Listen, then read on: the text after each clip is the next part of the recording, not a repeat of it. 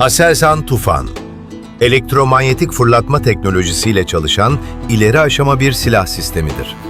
Bu sistem, klasik kimyasal patlayıcı yerine güçlü elektromanyetik alan kullanarak mermiyi hipersonik hızlara çıkarır ve tamamen kinetik etkiyle maksimum tahrip gücü oluşturur.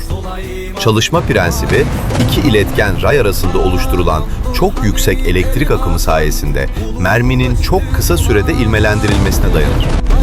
Tufan, kara ve deniz hedeflerine doğrudan ateş yeteneğinin yanı sıra uygun mühimmatla hava tehditlerini de kinetik olarak karşılayabilecek potansiyele sahiptir. Çalışmaları 2014 yılından bu yana devam eden sistemin ilk prototipleri uluslararası savunma fuarlarında başarıyla tanıtılmıştır. Bu teknoloji, geleceğin topçu, gemi savunma ve çok katmanlı hava savunma mimarilerinde oyunun kurallarını değiştirebilecek stratejik bir kabiliyet sunmaktadır.